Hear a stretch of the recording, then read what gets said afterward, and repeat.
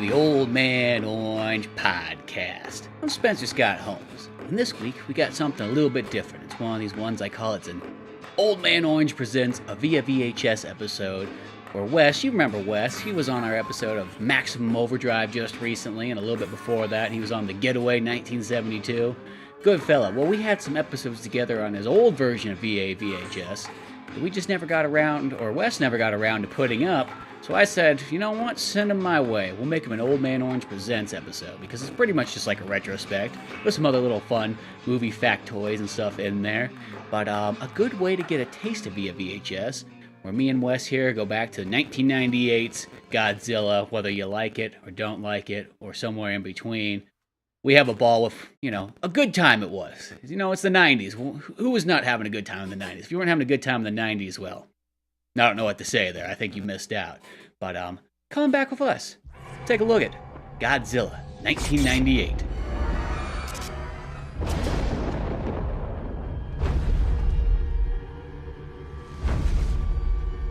All units, this is 7 November Golf. Target's heading right at us. He's too fast. Panamanian government evidence of passengers dead or alive. Please stand by. Are we slowing down?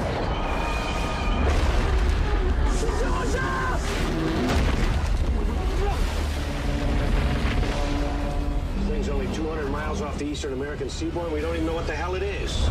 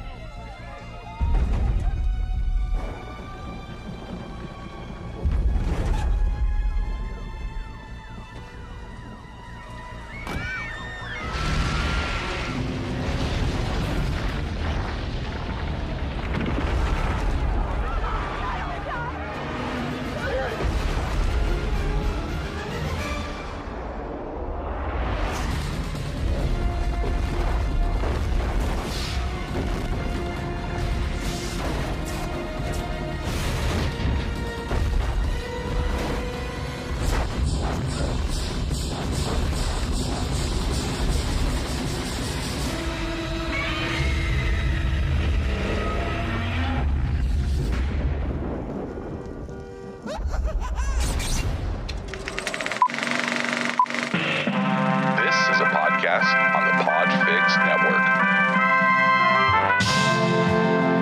You can check out more shows like it at podfixnetwork.com.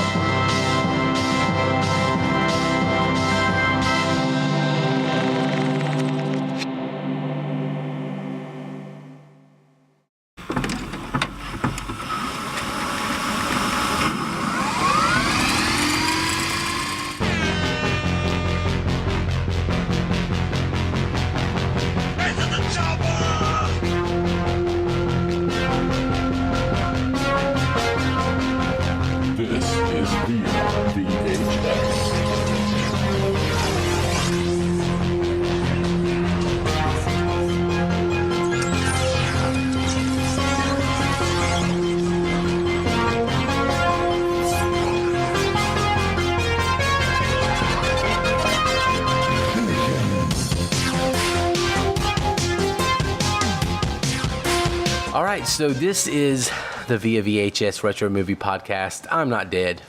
I don't think. I hope not.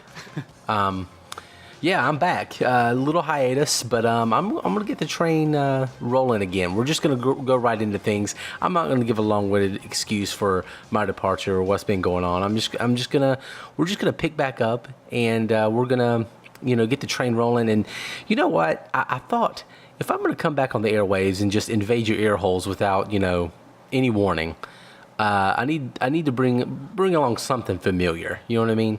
And so I have my good pal Spencer Scott Holmes. You've heard him before. He was on, I think it was my second episode, Air Force One, and he's back today. So how you doing, man? Oh, man, I'm doing real good. It's always good being on the Via VHS Podcast. Good times watching old movies. Doesn't get any better than that, does it? It really doesn't. It really doesn't, No, at the end of the day, just, watching classic films, that's really, my all-time favorite thing. I think that just doesn't beat that. You know, as much as I like video games and comics and so on, I think a classic movie, that's my choice out of everything.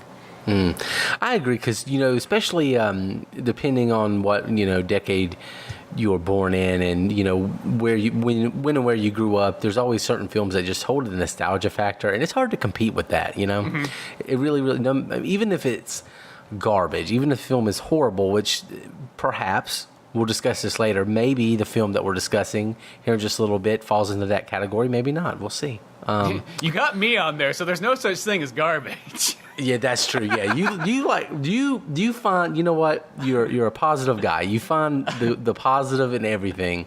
It takes a lot for me to not like a movie. Really, at the end of the day, like, there's just certain things, and this movie we're talking about today is a perfect example of, like, I think just the time period it came out, the age that I was, and just all the kind of stuff coming together made it for, like, a really awesome experience and so on. And, you know, that's like a lot of things too. It's just like sometimes that's more important than anything else. You know, it's like some, you know, people always talk about since they don't like the Super Mario Brothers movie, and I go, when I was a kid, like, there was a Mario Bros. Movie. It was live action. It's like you could barely get action figures and toys of Mario. Like, the idea of a live action movie blew your mind. It's like you didn't really care. It's like, and it's like Blade Runner. That's even cooler. Like, why not? Blade Runner. You know, I've never really thought about that, but it's totally Blade Runner it's Blade Runner Mario. It's like, and I love Blade Runner. So why? And I love Mario Brothers. Why would I not like the two together? That film is turning 25 like next week. You want to know what pissed me off so much? What's that? There's this magazine I get called Nintendo Force, and it's really cool because it's pretty much these guys, and I think they're over in England area, and they pretty much are doing like Nintendo Power, just like reimagined. So, okay, I remember that. And this magazine's, it's kick-ass. I mean, like, from start to finish, it's just all content, no ads, just a bunch of cool stuff. I mean, they put the comics in there, they got retro stuff, you know, of course they talk all the new things of Switch and, you know, 3DS, and it's such a cool magazine. And when I opened it up, there was an article about the 25th anniversary of the Super Mario Brothers movie, and they're like, well, there was a screening that happened for the 25th anniversary, and I looked down, and I go, oh my gosh, that screening is literally like as close as it possibly could be for me. It was in a town called Modesto, California, at the State Theater, and that is like an hour and a half from me. Like, I've been in that theater a few times. I've seen Jurassic Park there before, like when they originally did it. Or not when they originally did. When they, like, weren't having it in theaters for a while. It was, like, at early 2000s or something like that. And some other movies. And it's a really neat theater. It's from, like, 1929. Totally classic and so on. But when I saw the date in the magazine, it was, like, 2 weeks past. So I totally missed it. And I was like, no! I would have... Oh, man, it's like I would have killed to see that. And then what bothered me... If that was in San Francisco or if that was in Los Angeles, I would have been like, man, that would have been cool to go to, but, you know, the distance there and so on. But knowing that it was that close to me is one of those ones. And, you know, for these guys in England, they're probably like, oh, yeah, if you're, you know, wherever Modesto is, you know, their printing came out, you know, just a tad bit too late. So, granted, that's, you know, that's just their magazine. It's, you know, I can't expect that. But just like, I'm like, man, why did I not hear about this? Why did nobody bring this up? You know what I mean? Like, I would have loved to go to that. So I hope that somebody else pulls, I don't care where it is, anywhere in California. Hell, I'll drive to Nevada if need be to go see a screening of Super Mario Brothers. I would be so ecstatic about that.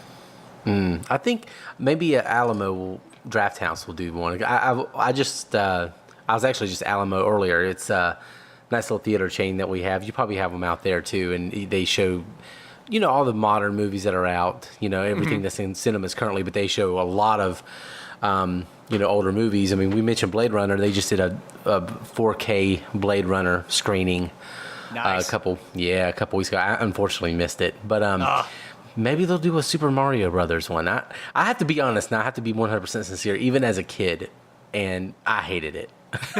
Most people tell me that, and I like pure love Mario Brothers. Like, I would almost even say it's in my top 25 favorite movies of all time. Like, I like it that much. Holy shit!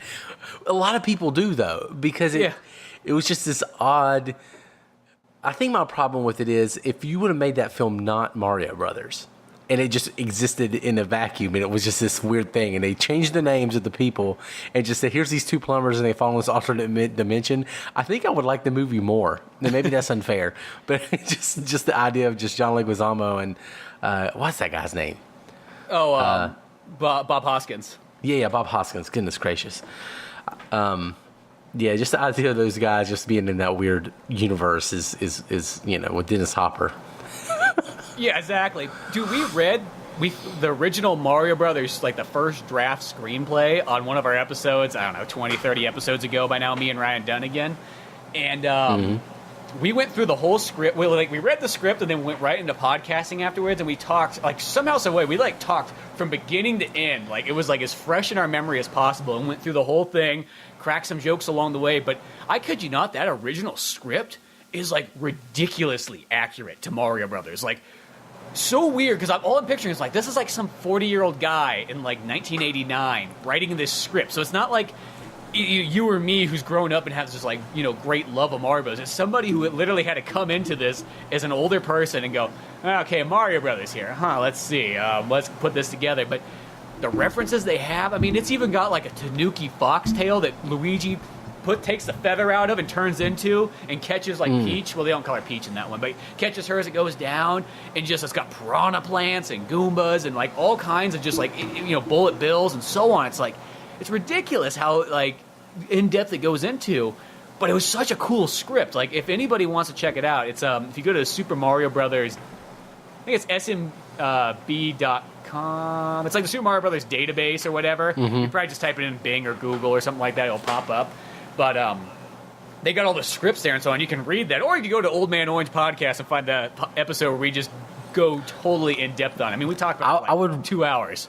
I would recommend that's what you do. Go to Old Man Orange and listen to that episode. Yeah. And hell, the guys from the website said that they've never heard a more in-depth conversation about that script than what we went into. And I was, like, pretty touched. I'm like, yeah, there we go. Here's, like, I thought I loved Super Mario Brothers, and then I saw these guys' website. I'm like, shit, I don't love Super Mario Brothers. These guys love Super Mario Brothers. So to get that compliment from them about how in-depth we went into in that was pretty cool. But, yeah, awesome. Yeah, definitely go check out that episode. By the way, Old Man Orange, that was my next thing. I was going to kind of launch into your show, let you talk about that again. But, Spencer, you've heard them before. But, yeah, Old Man Orange, go check out, find the Super Mario Brothers episode, listen to it, enjoy it, and bask in its glory. Bask in it. Or come by and check out our Getaway episode where Wes came on, and we had a hell of a time on that. That was super fun. We did have a hell of a time, Well, hopefully a lot of these collabs will happen in the future. I'm changing the format of Via VHS a little bit. I'm going to have some more familiar voices from time to time. And I'm still going to have guests, but I'm going to have, like, people that have proven themselves to me. You know what I mean? Like, you've proven yourself as a worthy guest / co-host at times. So, yeah, I'm excited about that, kind of a new direction. It's just so hard to schedule things, and especially with me, because even I had to reschedule this recording. Oh, we had those weather issues and so on. I mean, that's one thing. I will say it is easier when it's just like a one-on-one conversation. The hardest part is trying to schedule a group of people. I know there is some guys, like there's Home Video Hustle, and they do an awesome podcast that talks old movies and stuff like that, but just trying to get all four of us together has been, like, near impossible. It was just like, I got to the point where I'm like, dude, you know what? Maybe we should just do a one-on-one episode, because there's no way we're going to get everybody on here.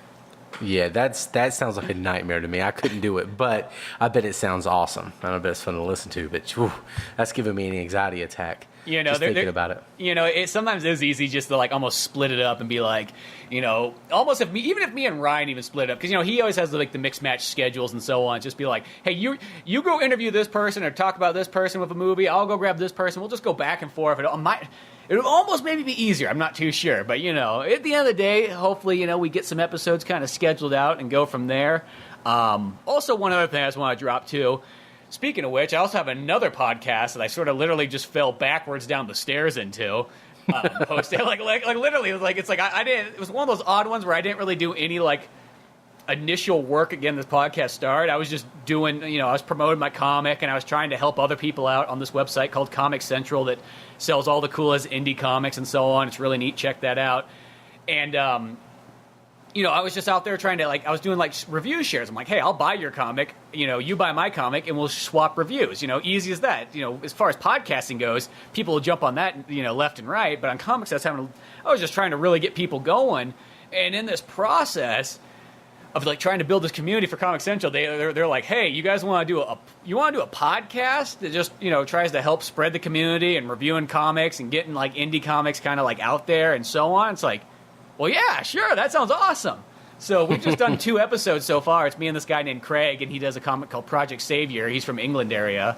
So we just pick about a couple comics and just talk all about them. And, no different than what we're doing kind of here, but just with some neat little indie ones and try to shine a light on that. And that podcast is called Indie Comics with an X Club. I probably shouldn't keep making things that have like, well, I chose that because it goes with Comix Central, but I always have these names like Pizza Boys with, the Z and everything like that. That's cool, though. You gotta have a little bit different, I guess. Yeah, you know what? There's nothing wrong with that. Changing a letter. You know what bothers me is that when, like, I feel like every time an app comes out, like on the phone, it's really popular, a mobile app, they just take a normal everyday word and they just drop one letter. Yeah. And to make it sound like, modern and catchy. You know what I mean? I can't even think of any good examples off the top of my head, but just scroll through the apps. And you'll see tons of them. You're like, oh, God, Wesley's right. They do that. I know exactly what you mean. And it's like one of those ones like, with Pizza Boys, initially I thought, I'm like, is this a bad idea to kind of have the boys in? Because I always just thought, I thought of it funny being like, oh, it will be like, Boys the Men or like Boys in the Hood. That was exactly, I was like, let's do it like that. That'll be fun. And then after a while, it's like, oh, man, is this going to make it like jacked up for like search engines and so on? But as time has gone on, like Amazon's corrected itself on it. And, search engines know it right off the bat. So it's like, oh, that's okay. It's all working out. Oh, there you go. By the way, I'll put a link in the description of this episode to Pizza Boys so you can go check it out. You could check it out as you're listening to this episode and just kind of, double fist some Spencer Scott Holmes, I guess. Is that okay to do? Yeah, dude, man. Go all the way. Yeah, go all the way. Go all the way. Well, we mentioned, Super Mario Brothers is turning 25 this week, and since I've been gone all the month of May, which I'm hopefully going to correct throughout the summer, and I want to be here every week. I'm going to try to be. I'm going to do my best. Mm-hmm. But one of the biggest disappointments for being gone for a little bit of time is I missed the start of the summer movie season. And that's really great for this show because in the Flux Capacitor segment it gets really interesting. And if you haven't listened to the show before, Flux Capacitor segment, basically we look at movies celebrating Hallmark anniversaries. So 10, 15, 20, 25, 30, 35. You get it. 5-year increments pretty much. And this month, obviously, May, the start of the summer movie season has a lot of memorable things. So there's a few movies that I didn't list that you and I could have talked about because we had so many.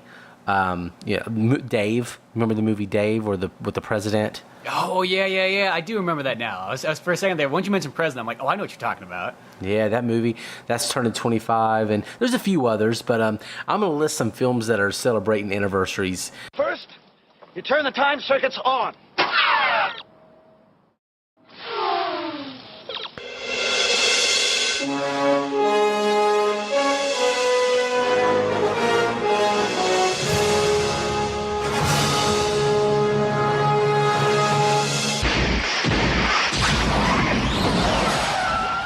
Turning 30 years old, from 1988, we've got a possibly disappointing George Lucas film and 2, I would argue, disappointing sequels, but you probably love them because that's what you do. I don't know what you're talking about. You must not be looking at the same list I'm looking at. So we have Willow, Crocodile Dundee 2, and Rambo 3, all turning 30 years old.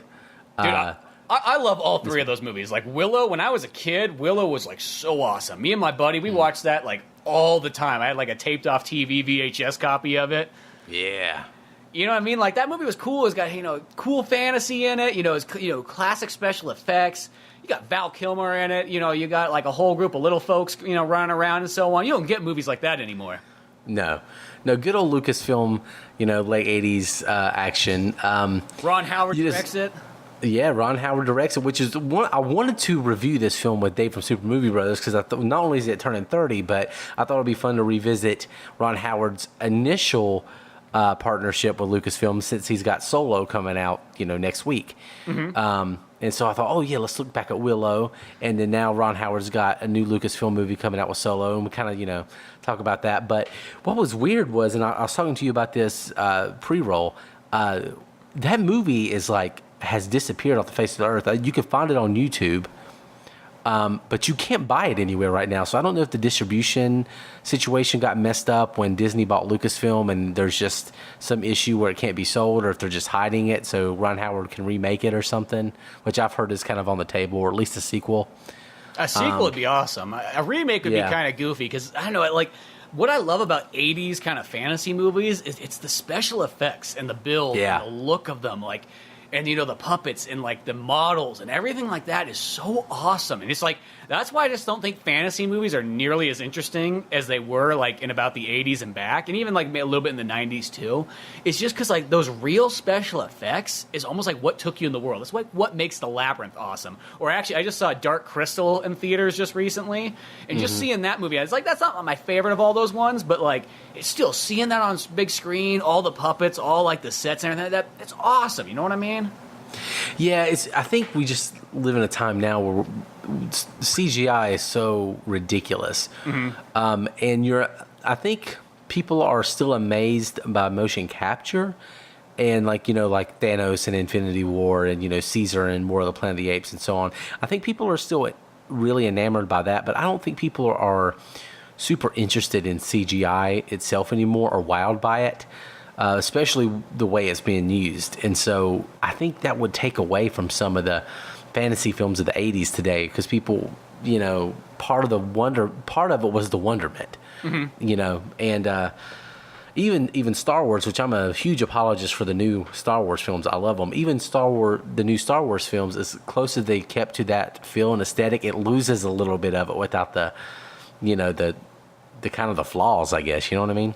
Yeah, it's just, there's something to be said about real special effects. At the end of the day, no matter how good CG, and I accept CG and what it is. I mean, it's a great tool. You can't. I feel if you have too much CG, you really can't call yourself a live action movie anymore. You have now become a cartoon. But other than that, though, it's it's dialed in, it looks good, and so on. But man, just to me, the appreciation I have for real special effects, when they really build something and it's really in that world and it really explodes and there's real effects, CG just can never have that real feel. That's the thing. It's always going to look partially fake. It may look really awesome and, might even be confusingly look like it's pretty much real, but I don't know, something that you can touch. Even, I know we're not there, but you can almost feel like you could reach out and touch. That to me is just so cool, and that's what I just love about old movies, especially it doesn't matter especially when you go really far back, fantasy kind of all those kind of movies, they're great way back in the day too. Yeah, see, I think people just have lost.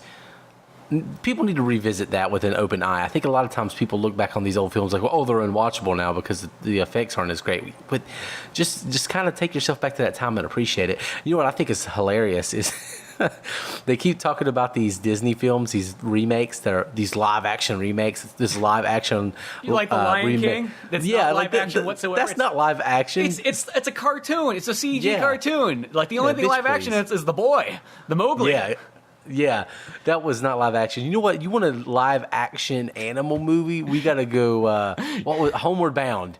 Yeah, Air Bud. That is a live action animal movie. Beethoven. If you drop Mowgli in the jungle and you just put cameras and drones flying around him and you just capture it almost like Planet Earth. Yeah, exactly. Literally, Mowgli just involved the planet Earth and just see what happens. It's almost kind of like a reality program as well, too, because you're not really too sure what the ending's going to be. I would watch that movie.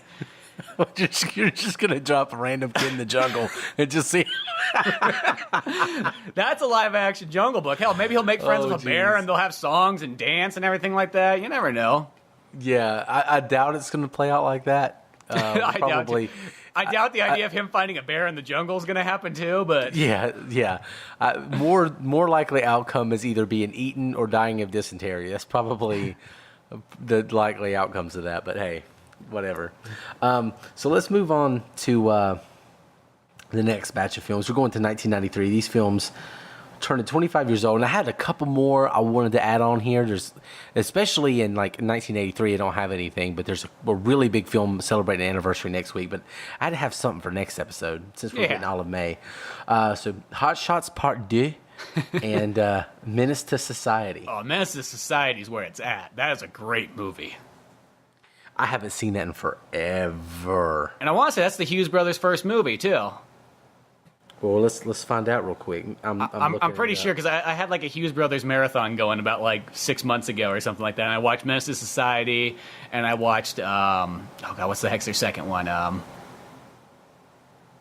trying to blank on it. It's the one where it's like they come back from Vietnam and then they decide they're going to go rob a bank. God, it's a great movie. Well, if you look it up, you'll find it. But then it's like there are those directors. Dead Presidents. Yeah, Dead Presidents. Yeah, great movie. And it's one of those ones too. It's like they're one of those directors. Like they've only made like 6 movies in like their entire career, but they're pretty much all just like killer. Book of Eli, pure amazing. Like, dude, I think Book of Eli is so underrated. It's like a so perfect underrated. movie too. It's like Yeah. there's absolutely nothing wrong with it. It is fantastic from beginning to end. It really is. I don't know why that movie was kind of dropped in January and just kind of forgotten about, because that movie is great. First of all, Denzel and Gary Oldman, that alone is, put that in the summer. That's going to put butts in seats right there. Exactly. That movie just kind of got lost in its release time. It's kind of sad. I know. It just tied into Fallout and you're set to go. Yeah. I don't know. Yeah, Book of Eli, so the Hughes brothers. Yeah, you got From Hell, Menace to Society, Dead Presidents. From Hell. I haven't seen that one in a while too, but that was a cool one too, with Johnny Depp, based off the graphic novel. Oh yeah, that was, wasn't it? Anything about Hot Shots Part 2? Hot Shots, I remember with the first one, like when I first ran across that movie, because I came across it a little bit later, and I was like, oh my gosh, it's got Charlie Sheen and it's got John Cryer in it. I'm like, this is like the proto like 2.5 Men movie, and it was like, oh, it's got like a Top Gun theme and everything like that. And then I just remember watching it, it's like, it's got funny moments in it, but it's almost just a little too slapsticky for me, I will say. It's one of those ones where it's like, as much as I love Charlie Sheen and John Cryer and it's got, who else is it? It's got somebody else. It's got Leslie Nielsen in it and everything. Lloyd Bridges.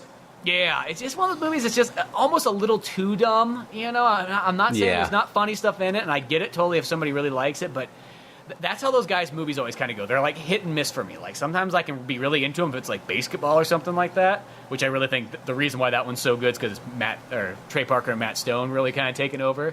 Oh yeah. But yeah, a lot of times it's like slapstick's one of those few. As much as I like comedy, it's like slapstick sometimes can go a little just too far. And it's just like, okay, now it's just almost just goofy. And that's how I felt about Hot Shots. Yeah, that's I barely remember this film, but I do remember my dad loving it, watching it over and over and over. Which I think my dad, he must have like a man crush on Charlie Sheen, because he used to watch 2.5 Men religiously too. Oh, dude, I did too. And then Charlie Sheen left, and then I was like, well, I guess I stopped watching the show. Nothing wrong with Ashton Kutcher, but it just felt like, I don't know. I thought we were all here for Charlie Sheen, really, at the end of the day. You felt like you got punked. What? Yeah. What just happened? and it's odd. It's like, for as much as that 70s show I watched, and then even like the Ranch show of Ashton Kutcher, he's always good, but like, it just was once it literally turned to a completely different show. I mean, you almost could have called it a completely different title, and that's what it was. I mean, I remember turning into an episode like later on, it was like, the house didn't even look the same. I didn't even know where I was anymore. Yeah, it's like when, it's very rare when like a key element of like a band or a TV show or a franchise of any type leaves and it turns out okay. It's just like AC/DC is like one of the rare exceptions of like, oh, the lead singer died. Oh, we'll just get this other guy who, is maybe even better. Yeah, but and oddly, that's happens. like one of those weird ones where it's like, because if you think about it, like in the 70s, when you heard that, you're probably like, there's no way they're going to be able to find another guy. Who's going to be able to sing like that? And it's like, oh, here's Brian Johnson. It's like, oh, man, he's pretty darn close, and he's still got his own thing going. It's like, huh, how about that? Yeah, it never happens. It's just like Journey got that little Filipino, karaoke singer, and he's great. Yeah, he's great, but it's just like, it's not Steve Perry at the end of the day. It's just, it feels kind of weird. I mean, like, granted, like, I'm glad that those guys can still go out and tour and still do that thing, because at the end of the day, sometimes, every once in a while, you just got to kind of accept when you see a certain band that there's just not going to be that member in it anymore, and it's like, that's okay, whatever. They're still playing the tunes, that's what counts. Oh, yeah. I guess I would see him. A little bit of a tangent, but you get what I'm saying, Yeah. And then lastly, we're going to go to 1998. Now, there was several films that we could have covered right here. One of the films will be our rewind review for this episode. But we have two really amazing films turning 20 years old this month. We have two films that I like that are turning 20 years old this month, and I'm sure you like them too. I like them too, and I'm looking at that list, and it's like, ooh, there's some movies I need to go back and watch. Mm-hmm. So first, I'm going to go with Fear and Loathing in Las Vegas. Great Johnny Depp movie, great Benicio del Toro. Mm-hmm. I love Benicio del Toro's look in this movie. It's like almost if Al Pacino made the Hawaiian shirt really awesome, it all went out the window when Benicio del Toro's rocking it. He's just got like his gut hanging out. It's just so unflattering looking, but just totally awesome at the same time. Yeah, I'm a huge fan of Benicio del Toro. He's one of my favorite actors. He's so good. Have you ever seen Way of the Gun? Oh, I don't think I have. I need to watch it. You gotta do. I was gonna say, dude, we should do a podcast. I'm like, I think me and Ryan did I think we did do a podcast on Way of the Gun, like 100+ episodes ago. But it is really awesome. It's one of those kind of like post Tarantino movies in the '90s when people were kind of making that same style as him, but just different directors. Kind of in the same kind of line as the Irish one, the two guys, they're hitmen. Boondock Saints. Boondock Saints. It's like in the same kind of like feel as that. It's a great movie though, and it's hilarious. Like it's one of those ones where it's like it's just got comedy in it. That's like you don't expect to be like that kind of stuff, or at least I find it hilarious. Let me just say that it's not like it's made as a comedy. It's just there's funny stuff in it. Great action. It's almost has that Western kind of feel, sort of like True Romance or something like that too. Yeah, he's the man. Dr. Gonzo. He plays in this. Obviously, Fear and Loathing in Las Vegas, based on Hunter S. Thompson's, what do they call it? Gonzo journalism? You know what they call it? Yeah. I'll probably butcher I just call it a book, I guess. I don't know what else you'd call that one. Because it's not, I guess it is a journalist thing, but it's like printed in a book. Yeah. It's trippy. If you want to see some crazy stuff, just get on YouTube and just type in Hunter S. Thompson. You'll see some crazy shit. But the movie was kind of panned initially, and I think people kind of warmed up to it. I think it's in the Criterion Collection now. People are like, oh, this is a great film. But I think people, the audience at the time realized its greatness, but the critics didn't. They're like, what is this abstract bullshit? But now people really love it. And obviously Terry Gilliam directed it, so... Oh, that's right. I forgot about that. That's also what also makes it totally amazing, too. Yeah. Because he's such a good director. Oh, yeah. And he's got that Don Quixote movie coming out, I think, soon. Oh, is there a Or did it come out? Well, there was one that came out. I didn't know if that was him or not. Like, I actually have it sitting here, but, like, I haven't looked at it. I've been meaning to watch it because I've always been a big Don Quixote fan and so on, and I planned on reading the book again, and I looked at it. I was like, God, that book's like almost like 1,000 pages long. I'm never going to get around to doing that at this time. Oh, there's a movie? Sweet, let's go watch that. Yeah, I think it's like Adam Driver's in it. I can't remember. He's been trying to get it off the ground for a really long time, but here it is. It's coming out. I think it's this year. So lastly, we're going to get to a movie. Oh, you missed one. Oh, yeah. What'd I miss? You missed Deep Impact? Oh, no, I didn't. That's what I was getting to. Oh, okay. You said lastly, so that's the only reason I was no. Yeah, I should clarify, because lastly is our rewind review. Yeah. So, yeah, I'm not missing this film. Yeah. Because this is my favorite on the list. So this next film, not a porno, although it sounds like it could be. Yep. Deep Impact. You got the summer of 98. Hollywood is throwing meteorites at us all over the place. You got Armageddon, and you got Deep Impact. And even though I am a diehard Aerosmith fan. Even their late shit. Even their 80s and 90s shit. Dude, I like anything Aerosmith. Yeah, me too. And Liv Tyler is like A1 top level bae for me. Definitely. But I still like Deep Impact better. Yeah, I remember Deep Impact kind of being like almost a little bit better movie, but it really got kind of pushed under the rug of Armageddon. Like Armageddon was just just exploding. Maybe it's just like, I don't know, it's just like the actors kind of took it on over. You got the Aerosmith song that, you still hear to this day. You got, it's Michael Bay, just, this is a time period where Michael Bay could technically do no wrong, because like he did Bad Boys. He did, did he do The Rock before? Yeah, he did The Rock still before this. So he just had this, he was just doing consecutive hits right now. It was just like, he was probably like almost like one of his pinnacle moments of Armageddon. You know what I mean? This is the most this is the most Michael Bay plot line ever, even more than Transformers, because the plot of the movie is literally the impending doom of the biggest explosion you can imagine. Yeah. Exactly, the biggest explosion. And then, then there's Deep Impact, which I felt like almost it literally had more of a deep impact, I felt like, in its story, where it was, I felt like that one, like, from what I remember, once again, I haven't seen this movie since probably like 1999, maybe being the last time I watched it, like off Stars or something like that. Mm-hmm. But that one to me always felt like it had a little bit more of the deeper storyline. It wasn't like as Hollywood. It was a little bit more like being, not sci-fi-y, but like taking itself a little bit more serious, if that's what I remember correctly. Yeah, it's going for a more accurate depiction. So you got Elijah Wood and Tia Leone in there, and obviously Robert Duvall. And I think what they were trying to do was to do the Independence Day formula, which we'll talk about here in a little bit. Mm-hmm. But they were trying to do the Independence Day formula, but with a more serious tone.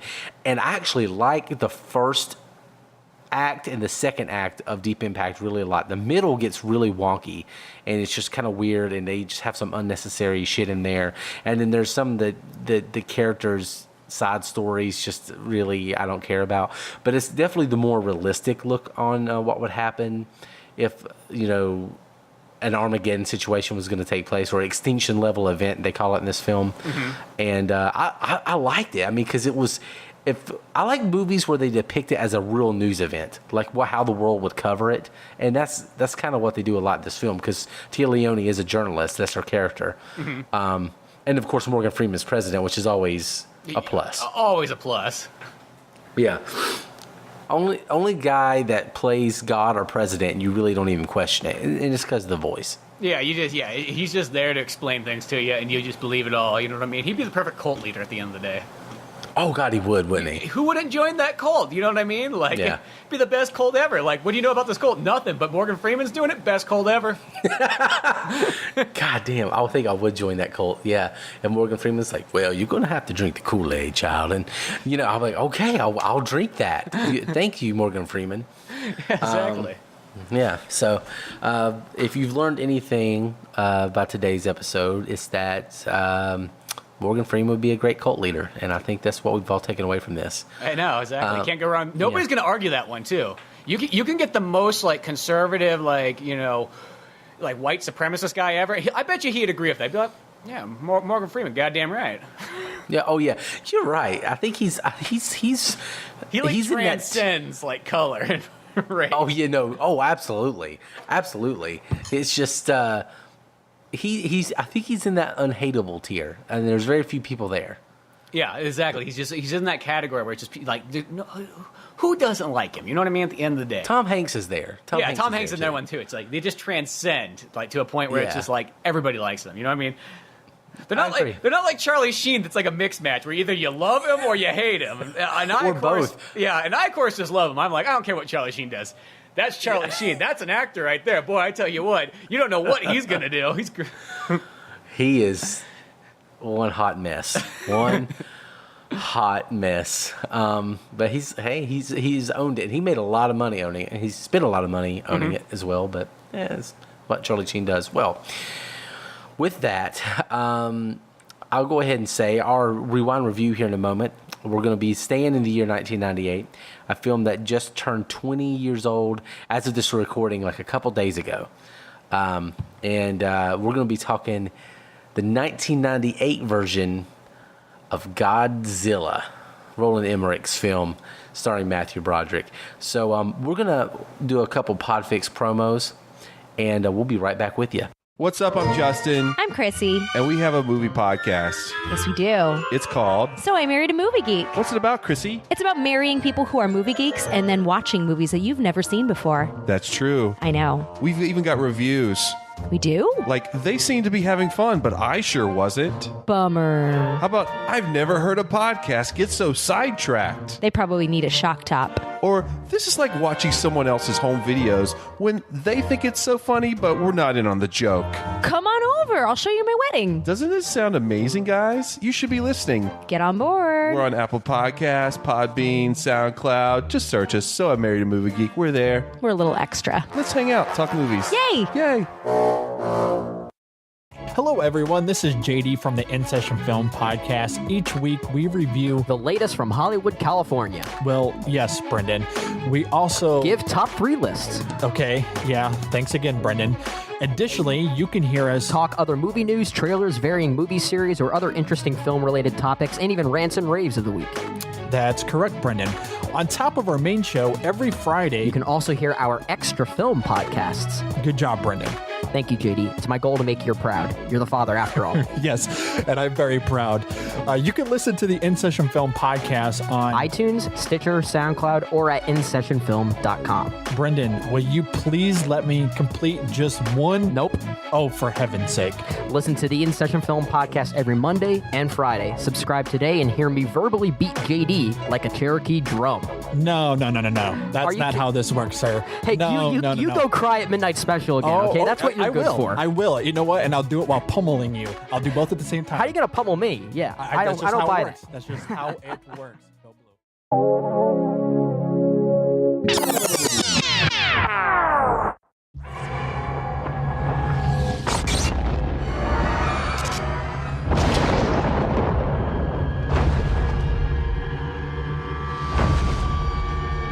All units, this is 7 November Golf. Target's heading right at us. He's too fast. Panamanian government evidence of passengers dead or alive. Please stand by. Are we slowing down?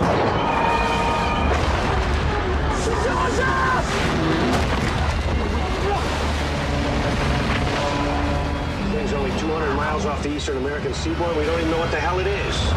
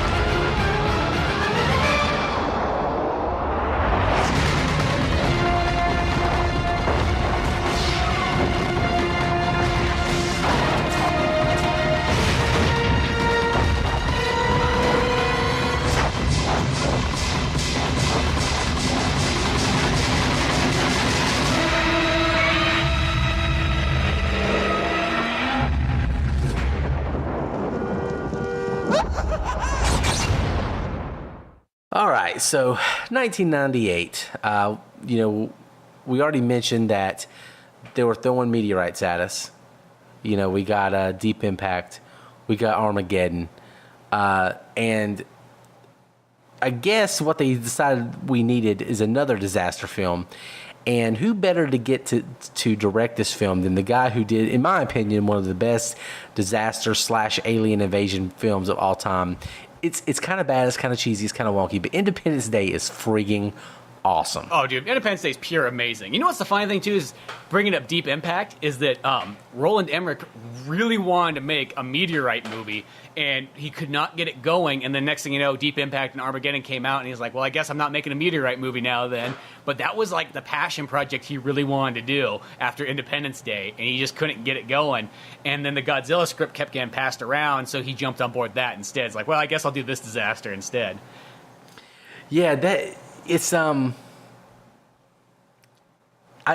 read that he didn't even like Godzilla. Yeah, that's what I heard like too. The original films. His producer seemed to really like Godzilla. The what's his name? Drawing a blank, but he's on like almost all of Roland Emmerich's films, and he really dug Godzilla. But for some reason, Roland Emmerich was kind of like, I mean, maybe he was just lukewarm about it. Maybe because here's the thing. I guess if you watch Godzilla, this is the key thing about watching the Japanese Godzillas. You gotta watch them subtitled, or else they seem kind of corny. And maybe that's how he only saw it. Was just he saw the dubbed versions. And they were kind of corny, but if you watch them subtitled, next thing you know, boom, it's a super serious movie now, and you're having a good old time, and it's like, it doesn't seem kind of goofy and maybe kiddie now. Now it's actually done really well. Like, I've sought out to find, like, the Godzilla, because for a while there, it was really hard to find them on DVD with subtitles. They always wanted to give you the, the dub versions. Which is distracting as hell. And it's just like Kung Fu movies. It's like, no, I want them I mean, if I really have to watch it like dubbed, that's one thing, but I really want it subtitled. I want to, you know what I mean? Like, it makes a huge difference. You know, and I know some people, they like the dub versions to laugh at them, but it's like, I want to take this stuff serious because I really like these things, you know? Yeah, I agree. Yeah, Godzilla is one of those things. It's kind of bad in a lot of ways, but it's innovative and it inspires imagination, it inspires creativity, and it's really special to a lot of people. So it's kind of surprising that they would go full-fledged into this project with a director that just kind of ho-hum on the entire thing. And they spent a stupid amount of money with this film. And why wouldn't they? Because, you know, Independence Day, Roland Emmerich's last film, blew up. Mm-hmm. Was a huge hit. But this one kind of fizzled in some ways. Still made a lot of money. The critics hated it. I think it's got like a 16% on Rotten Tomatoes. It's not a loved movie. That is definitely for sure. Like, to me, it's special to me, like, in a sense, because in 1998, like, I was, you know, obsessed with Godzilla as a kid, but like, I never got to see any of these ones in theaters yet, because, you know, they just didn't play them at that point, you know. That's big. Yeah. So when this movie came out, I was like, oh my gosh, I got to go see Godzilla in theaters. Are you kidding me? Exactly. You know what I mean? Yeah. And going in there and seeing it in theaters, it was awesome. I mean, I was so stoked to see that. And I thought that, you know, I thought the movie was good. Even the going with the kind of, it has like a Jurassic Park kind of feel to it. I love Jurassic Park. I wasn't complaining there. Godzilla mixed with Jurassic Park. Cool. I mean, it definitely was going for like the total like old school like Godzilla where like, you know, they kill Godzilla at the end because he's a monster and everything like that. Like the original Japanese one, which to me by that point, that was about my own thing I was kind of a little bit bummed at. I'm like, yeah, you're gonna kill Godzilla. Godzilla's a good guy. And then this one, they kind of do treat him more like he's a disaster, a monster, you know, abomination. That's not really like, nowadays I kind of accept the movie for what it is and like, I just go, that's what this movie is. I'm fine. That's cool. Yeah, I read that they call this movie, certain fans call it Godzilla in name only. Yeah. Because, you know, and I think they've even tried to pass it off as like, well, this is the American Godzilla. This isn't Godzilla or Gojira. This is just Zilla. Mm-hmm. And people call it just that weird thing because it has elements of the classic Godzilla, but it really is its kind of own thing. I mean, it really is just, it felt like an attempt to exploit, you know, a name and a brand that had, you know, some credibility.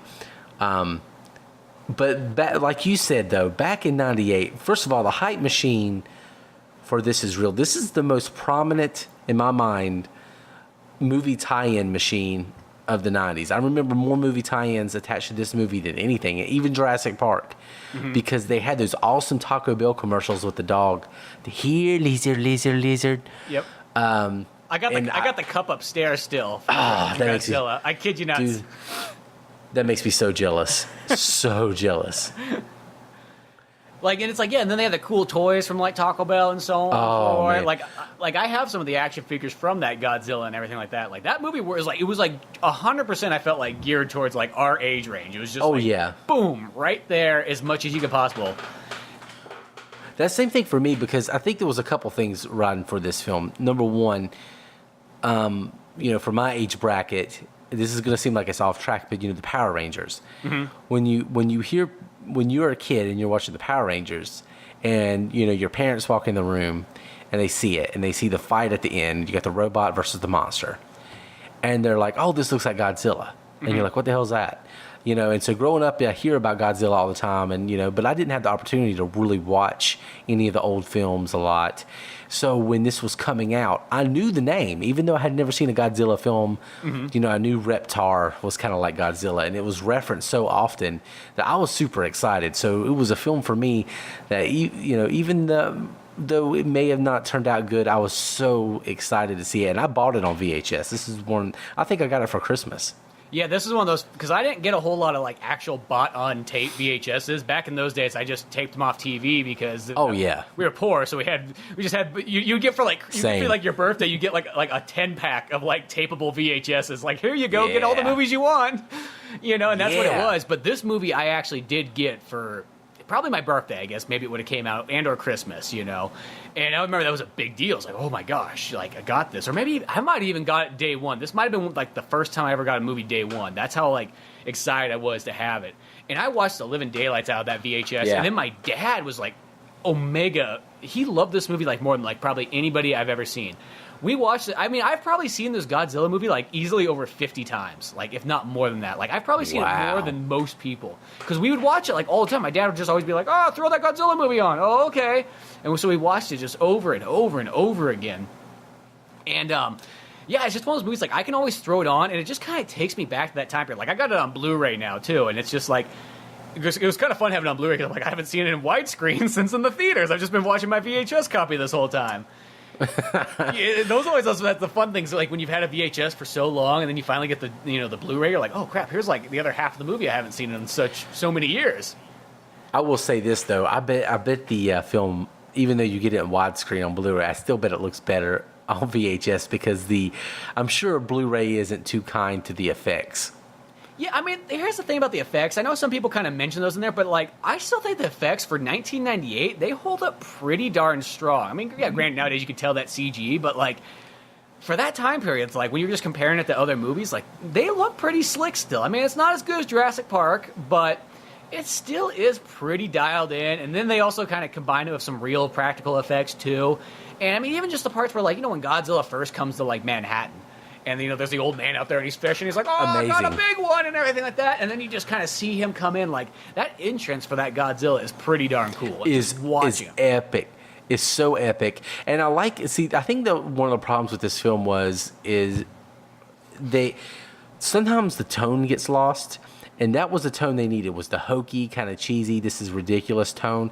And there are other times in the film where they're aiming for that, and it doesn't work at all, and it's just so all over the place. Like you're meeting Tatopoulos, and they keep doing that joke with his name, and you meet him, you don't get to know him at all, and then he's rushed to New York, and then you're meeting this group of people, and so it's the same thing as Independence Day. You're like, oh, you have all these converging storylines, and they're going to meet up somehow, but you don't see Matthew Broderick for a good chunk of the first part of the movie. Like he's barely there. Like he'll just come in and say a science line, and it just disappear. And then same thing with Godzilla. He's there, and then he disappears, and all of a sudden it's their movie, kind of. So it's kind of weird. Well, it's weird all they paced out. It has that, in a sense, that's like the classic Roland Emmerich style of movie making, is you just have, like say 5 groups of people, and then as it goes on, they swirl and come together. And I'm one of those people, like, I will say this, I'm actually a really big Roland Emmerich fan, because if I look at his list of movies, dude, more than I would say 80% of his movies I think are like pure awesome movies. I mean, like The Patriot, totally sick. Independence Day. One of my favorites. Yeah, Patriot's like literally one of the best movies of all time. You know what I mean? Like, it's so good. Like one of my favorite war movies. Independence Day, of course, we talked about that. That's totally awesome. Stargate, sweet. I even like a lot of the disaster movies. I'm not going to say they're like perfect movies, but they're fun. At the end of the day, I had a good time with those ones. And so, and even movies that like people that didn't like 10,000 BC, I thought that was pretty cool still. I had a good time. I'm not complaining. That's one of them I haven't seen. I need to check that film out. You should check it. I didn't watch it till literally a handful of months ago because I just saw it for like $3 on Blu-ray. I'm like, hell yeah, I'll buy that for $3 on Blu-ray. And I was pretty darn impressed. Like I was like, oh, this is kind of cool.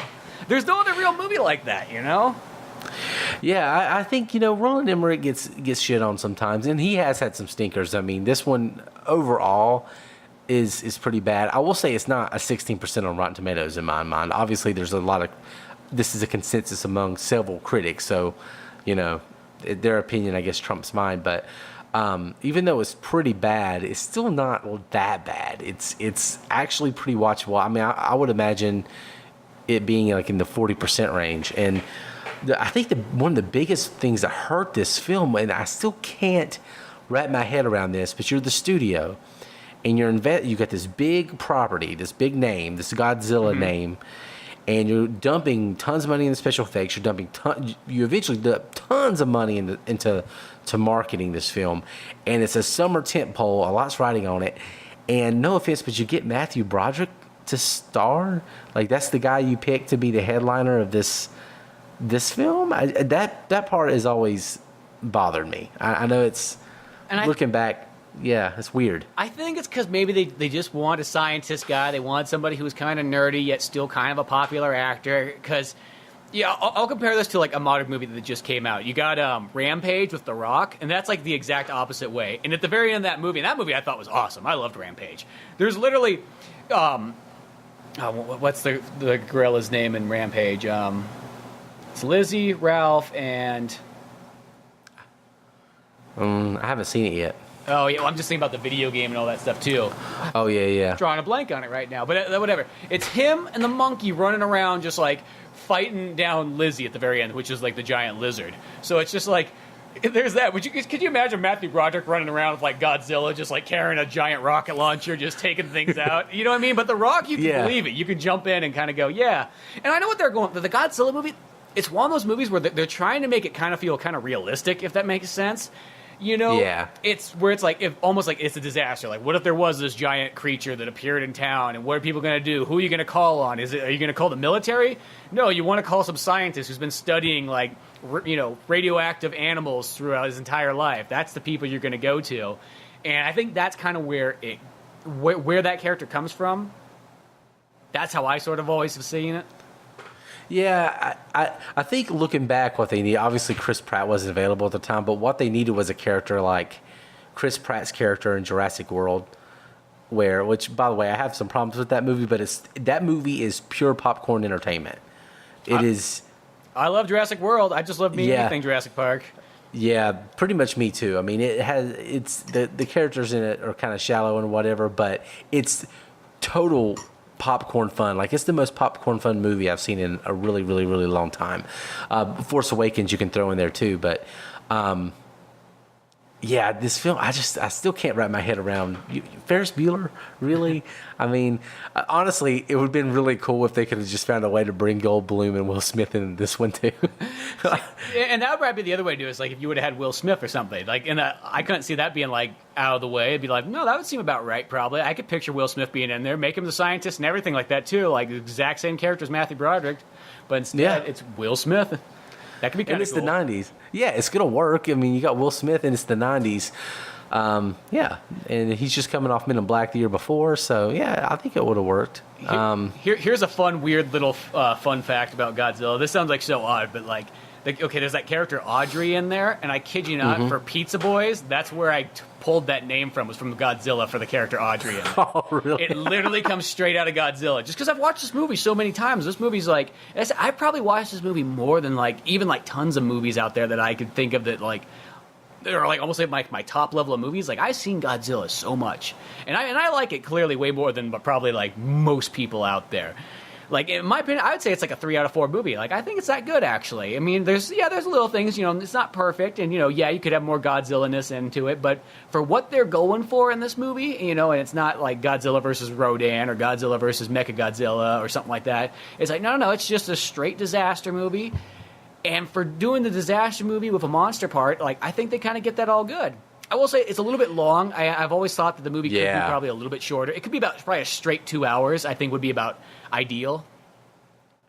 Yeah, I agree. And there's a lot of stuff they had to kind of sneak in the middle where I feel like they just could have consolidated at the first, or maybe even got rid of a few characters that they didn't need. But Jean Reno's in it, and he's awesome. great. Yeah, really he's awesome at everything. Yeah, he's just and that was like the introduction to me to him. From that point on, like, I've always, whenever I see him, I always think of, the guy from Godzilla. Yeah, I think kind of me too, because I didn't get a chance to see. I can't remember if. Oh my gosh, how am I not thinking of it? Yeah, thank you. Oh my God, that was before this, right? Yeah, that's like 92 or 3 or something like that. Yeah, so I didn't see that before Godzilla, so this was my introduction to him as well. But obviously, I've seen him in a ton of more things after this. But yeah, he's a great actor. I think. Looking back at this film, it was a good time, especially at the age I was. Let's see, I was going on 13, 14 years old when this film came out. Target demographic. I bought into the hype, full speed. I think the design of Godzilla in this film is awesome. I do too. I think it is a really badass design, and I like how I've never seen this Godzilla movie before, but Godzilla Final Wars, apparently this design of Godzilla is actually in that Japanese movie. I'm like, that's awesome. You know what I mean? Even the Japanese people are bringing him back, and he appears in the comic books too. I've seen like screenshots where this Godzilla comes back again. I'm like, that's cool. I'm glad they kind of keep it around, because it's if there's any takeaway from this movie, the Godzilla looks sweet. Yeah, I think so too. I think they went a different direction. And do I like it more than like the Godzilla we got in the Gareth Edwards 2014 version? No, I don't think so. But it's its own unique thing. It's a different take on it, and so I think it fits in the world really well. Even though some people hate it, I think it has its own place, and that it makes it unique and makes this film kind of unique, and it makes it not replaceable. Because when the 2014 one came out, it could have been like, oh, well, we got a new one. That other one was garbage. We don't need to watch it anymore. This one's part of the whole canon because it's its own unique thing and it has its own unique characteristics. So I kind of like that it looks like that. I had fun going back and watching it. Yeah. I really did. You know what's the funny thing, too? It's the first reboot of any of the Godzilla movies. Like, there's never been a reboot before, and this was technically the first one. I guess in Japan, it's just always been the same continual story. That's crazy. Which, by that point, that means you got like 35 Godzilla movies already, because, you know, they were making them like every other year. Oh, yeah. Toho Scope has been living off Godzilla for a really long time. Yeah, it's like one of those ones, and like, you know, we talked about those practical effects, like those old Godzilla movies. Man. It's like, that is like some of the most dialed in practical effects you can get. And those movies, like, I don't care what anybody says, they hold up so well. Like, I mean, I guess if you're not into puppets and stuff, then maybe they don't hold up. But like, I think it just looks beautiful. Like, it's like artwork. That's what it feels like when you're watching those kind of movies. It is artwork. It's you know, it's that's why I get out of this stuff where it may not play well today, like on a 4K television, but if you appreciate the craftsmanship that went into these things, it takes a whole different perspective. But so you loved, you know, Godzilla 98. I enjoyed reminiscing about Godzilla 98. Overall, it's definitely fun. If you've never seen it, go watch it. Right now, it's on Hulu. And so if you have a Hulu subscription, you can go check out Godzilla 98. It's right there. I think it's still there for like a couple weeks. So you have a chance. If you've never seen it, go back and watch it. And go on YouTube and check out the... I'll probably be sharing it on Instagram, but they have some really cool old Taco Bell commercials, and they have this really awesome 5-minute long like VHS promotional video that they send out to video stores like Blockbuster and stuff to hype up the release of the VHS, and it is so awesome. You had the movie voice guy coming this summer. I mean, coming this holiday season, the movie that rocked the summer, and just that kind of thing, and it was just so ridiculous. But I'll be sharing some of that too. But anyway, thanks, man, for being on. Do you have any other shout-outs before we get off the air? Before we go any farther from Godzilla, I just want to mention, did you ever watch the cartoon show of Godzilla that followed up? Oh, no. I'm glad you mentioned that because it kind of continues the story. Yeah, it's a sequel to it pretty much. And, well, initially, this was supposed to be a trilogy of movies they were going to do, is do 3 Godzilla movies or so. And they didn't do that, but the cartoon show, and I think the cartoon show is almost like 2 seasons long. It went on for like 2 years. But yeah, it like continued it from like at the very end of the movie when we didn't even mention this part, but like one of the cool parts even really in this movie that I think lots of times people forget is when they're in Madison Square Garden and there's all like the baby Godzillas in there, and it's almost like they're kind of like velociraptors, I guess you could say, and they're just running around kind of hunting each other and trying to escape. But there's one egg at the very end that survives, you know, and it's kind of like the teaser, and that's where like the cartoon show carries on.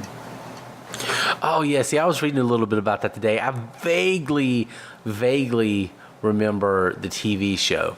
I mean, just very vague. But I remember it definitely existing. I need to go back and watch it. I know. I thought about that too because I'm like, I haven't seen this show since it premiered on like Fox Kids. I'd like to see if they actually have it for sale on Amazon or something because that would be a pretty sweet show to go watch again. Yeah, they probably will. I bet you at the very least they have some clips on YouTube and stuff of the show. And I bet you it holds up probably more awesome than you would think because that's a lot of times how cartoon shows are. Like there are a lot of times. Well, did you ever watch okay? I know we're going off tangent here, but did you ever watch the '70s Godzilla show from Hanna-Barbera with Godzilla? I don't think. No. Well, wait. I think I have seen that. Yeah. That show was kind of corny, but like as a kid, you just watched whatever came on TV. And I remember watching. I probably saw every single episode of that one. It was Godzilla, but that was the one where it's like you had the group of like they're a little bit beyond like hip teenagers. They're probably like hip 20-year-olds and such. And then like they had a button. They pressed the button and it called Godzilla, and Godzilla would come out and like solve their problems for them. Oh my gosh. And then Godzuki was like a baby Godzilla that was pretty much like this, almost like Scooby-Doo talking animal of the group. Well, he didn't talk, but he was just like, he did dumb stuff and then like would slip and fall on something, but like, Godzuki! Hands on the hips and everything like that. Oh my gosh, I'm looking it up. I'm looking it up right now. Oh, yes. Yes. Okay. Definitely remember this. That was the original American version of Godzilla. People kind of forget about that. My God. Yeah, it's a character that could be really, really butchered. It really can. And they did their best with Godzilla 98. Its charm still snuck through, even through the product placements and nonstop. I mean, UPS was all over that Godzilla. Like every 5 seconds, there's like a UPS logo in there. I know, exactly. Just got to have it in there. And a lot of coffee ads for not having really a coffee brand, but... Yeah, that's true, too. And you had the bad jokes about the American coffee. And I noticed Baskin Robbins was in there. Kodak was in there. And you got a bunch of actors that are from The Simpsons in there. Oh, yeah. Yeah, I actually read that Hank Azaria did one of his... accidentally slipped into the Mo voice at one point. Yeah, I saw that on there, too. And for some reason, I guess I've never noticed that. But I guess next time I watch Godzilla, I'll take a look for that and see if I can notice that. Because I'm like, that's kind of cool. That's funny. Yeah, that's a nice little unintentional Easter egg hiding there in Godzilla 98. The one thing I want to say this real quick. The one thing that blew me away is the kind of like the douchey newscaster guy that Audrey works for in that one. I didn't realize this whole time that's the same guy from it's the bass player guy in Spinal Tap. Oh yeah. I was like, what? Oh yeah. I didn't put two and two together. I was like, oh my gosh, that threw me off. God, that is a movie I need to review. I don't even want to get on attention on that one because that movie makes me laugh so hard I cry every single time I watch it.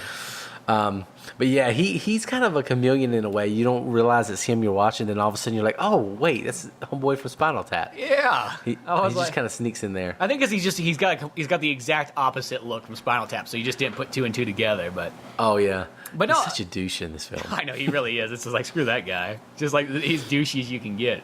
But no, I really think Godzilla is one of those movies like. Okay, it's like one of those ones, like, it's a super fun movie. And I think it's one of those ones, if you go into it just wanting to have a good old time and just watch some disaster action, take you back to 1998, you know what I mean, and appreciate the decade for what it was and, like, what that movie kind of did for the time, then it's a great movie. I think when you just kind of go into it being kind of negative and looking at all, like, trying to find all the problems and seeing that, well, it's not Godzilla Japanese...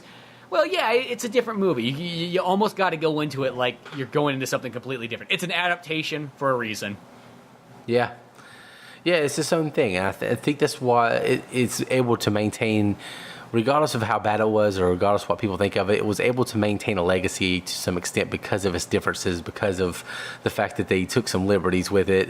I guess it was kind of a benefit in the long run that Roland Emmerich didn't know anything because you got this whole new perspective on Godzilla, and maybe they'll go back to it at some point. Are you excited about the King Kong versus Godzilla square off that's coming up? I am so excited because that last King Kong movie was so good. Oh man, good. Like see, that's movie, one. I saw it a couple times and it was just like, oh my gosh, it was so dialed in.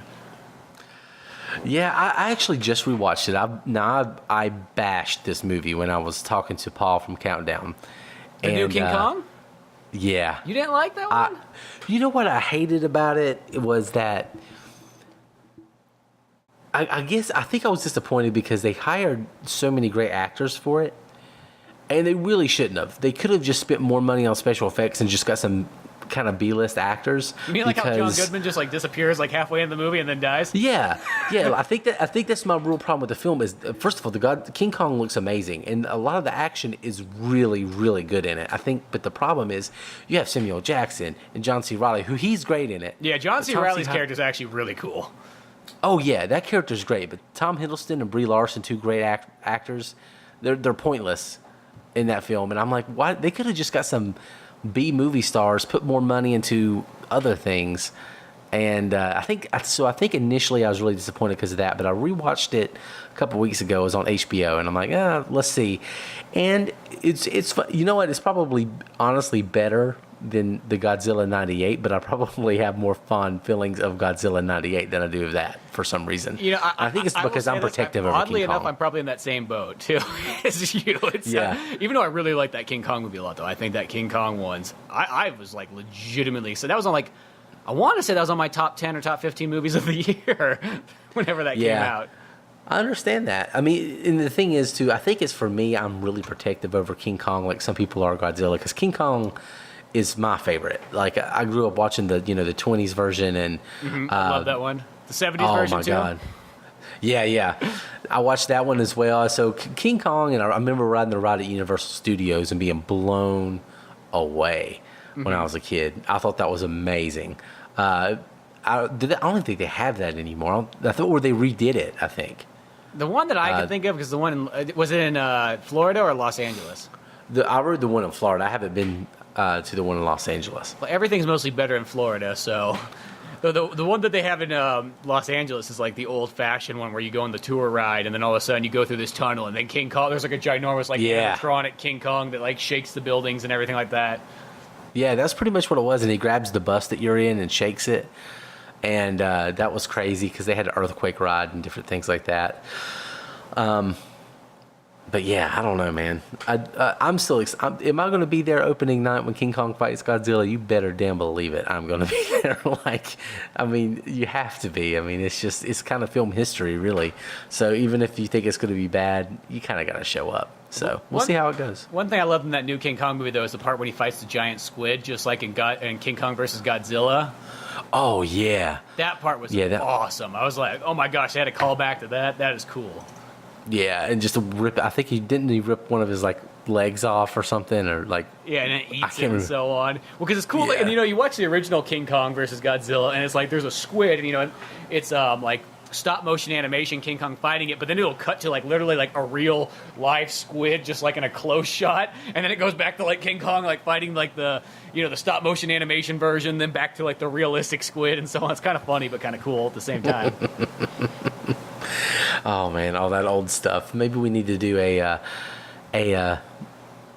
Pizza Boys. I almost said Pizza Boys. Maybe we need to do an Old Man Orange episode about some of the best King Kong and Godzilla stuff from back in the day. I'm sure you've covered some of that stuff already. Oddly enough, because I was just thinking about that when we were doing this episode. It's like I've never went back and done a retrospect on any old King Kong / Godzilla movie. So it's like that might be an option. Then that sounds kind of fun to me because I just love those type of films, and just to get somebody else to watch it with you and so on. Oh yeah, I think they're on. I want to say they're on one of the streaming. I think Stars maybe or Epix or one of those two. I think is actually doing a Godzilla feature right now. I think it has the old Godzilla films like Godzilla versus Mothra and different things like that. So maybe that's something. Yeah, that would be fun. I got a handful of them all on DVD, so I got the one because I wanted them with the subtitles. So that's my key thing there. Oh yeah, I agree with you on that. But yeah, no, that would actually be kind of fun to do. And the thing too about Godzilla is there's still for as many Godzilla movies as I've seen, I've probably only seen maybe a little over half of them because there's just so many of them. Oh yeah. And a lot of the new ones, I still have yet to see some of those Japanese ones that kind of came out. Kind of like we mentioned the Godzilla Final Wars, where it brings back the Godzilla from 1998 in there. It's I really want to see that movie now, knowing that that's in there. Oh yeah, that would be awesome to see. And I still haven't seen Shin Godzilla either. I haven't either, and I felt really bummed about not seeing that one. Maybe that'll be somewhere. Maybe that's a good place because I remember the trailer looking epic as fuck. Sorry the cuss, but it did. I remember that Toho Scope trailer dropped for that on YouTube, and I was like, "Oh my god, this looks amazing!" And I've heard nothing but good things about it. Everybody talks highly of that one, and I almost bought it when I saw it when it came out, and I was like, but I was like, I don't know if I feel like spending $20 right now, but I almost bought it because it looked just new Godzilla from Japan. Didn't get better than that. It really doesn't. It really doesn't, man. Well, thank you for being on the show. I really appreciate you coming on here and talking Godzilla with me. It's fun looking back at 1998. Late 90s is kind of my wheelhouse. There's an era right there. 97, 98, 99. Those 3 years make me feel super nostalgic. So yeah, it's definitely good looking back at it. Like I said, go on Hulu and check it out if you've never seen it. Godzilla 98's on Hulu right now. So. Any other shout-outs or any other mentions or any other Godzilla facts or anything before we head out? I think that's about good for me. The only thing I just say for myself is check out oldmanorange.com for more podcasts, comics, videos, animations, and so on. That's the easy one-stop place for all my goodies, I guess you could say. Yeah, definitely go check out Old Man Orange. I'll put the descriptions in the show notes of this episode, so you'll be able to find all kinds of great stuff from Spencer Scott Holmes. You can find him on Twitter and all kinds of places. Via VHS, is there any news regarding Via VHS? Well, I've definitely got a few episodes in the works.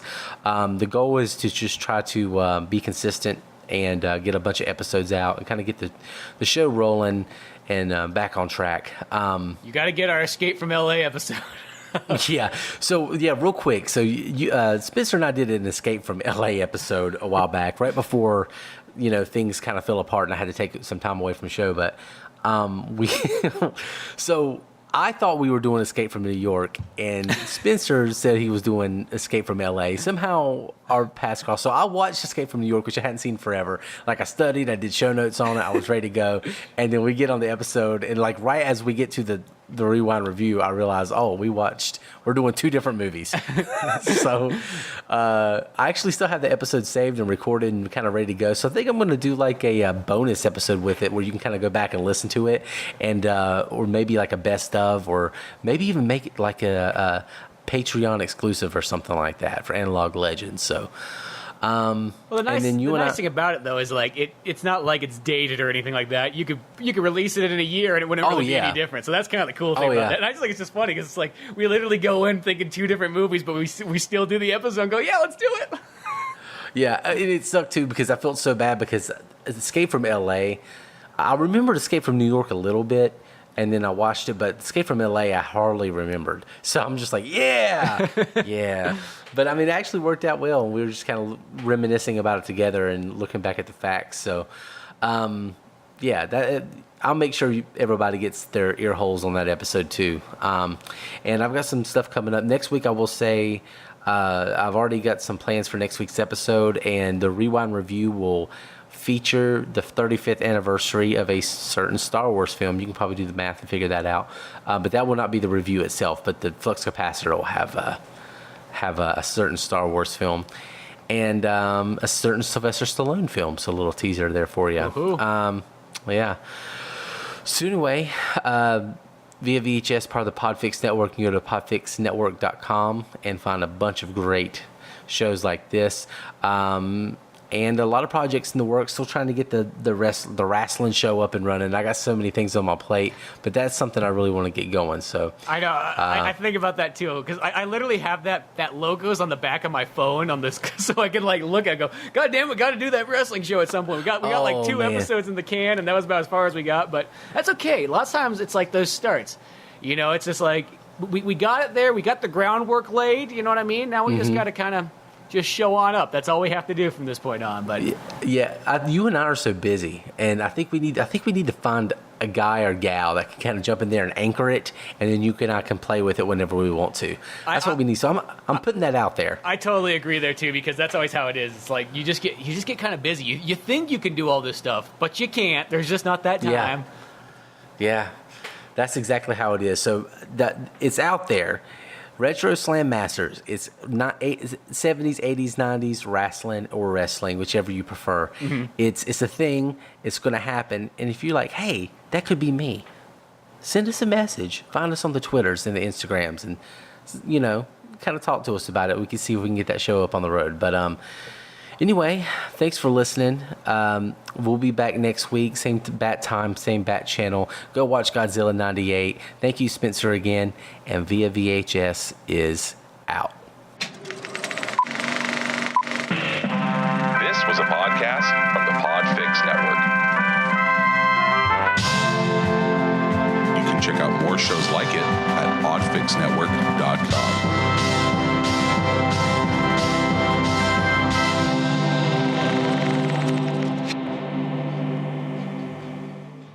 Thanks again for listening to the Old Man Orange Podcast. Sure, check out oldmanorange.com for more podcasts, cartoons, music, animation, and a whole lot more. We also have the Old Man Orange blog going with all kinds of fun stuff. If you easily want to support the show, use one of our Amazon links either on the website or in the description of the podcast below. Rate, review, and subscribe to the show either on Podbean, iTunes, Spotify, YouTube, Newgrounds, or anywhere else that you seem to get this podcast from. Grab the sitcom-styled comic book Pizza Boys on either Comix Central, Comixology, or Amazon. Want more podcasts? Check out the Indie Comics Club over at Comix Central. I also got a workout website called Thor's Hidden Gym. filled with fitness tips and tricks, videos, and a whole lot more fun stuff in the calisthenics world. Talk to us on Twitter at Spencer S. Holmes and Dunigan Ryan. Like our Facebook pages of Old Man Orange Productions and Pizza Boys Comic. Thanks again. We're out of here.